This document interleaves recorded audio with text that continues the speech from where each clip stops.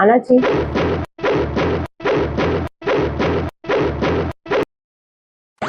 நேத்து நேத்து நேத்து இப்ப எதுக்கு உனக்கு இந்த பில்டப்பு ஓனர்கிட்ட சொல்லவா?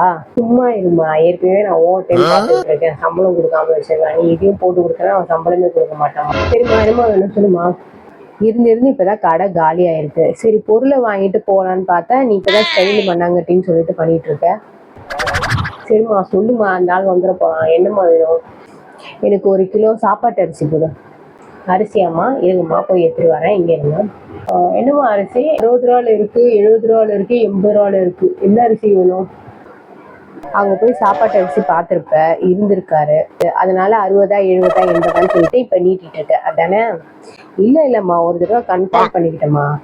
வழக்கமா வாங்குற அரிசி தானே, போய் எடுப்போம். ஒரு பொருள் எடுக்கிறதுக்கு எப்படியும் 1 hour ஆக்கிட போறேன். இந்தாங்கம்மா அரிசி. அதுக்கப்புறம் கம்பவுண்டர்ல அது ஒரு 10 கொடு. கம்பவுண்டரா? அதெல்லாம் நாங்க விற்கிறது இல்லம்மா. கோவம் வர மாதிரி காமெடி பண்ணாதுன்னு சொல்லிட்டு எத்தனை தடவை சொல்றது. துணிக்கு போட்டா வாசனையா இருக்கும்ல, அதை கொடு. ஓ அதுவா? அதான் போய் எடுப்போம்.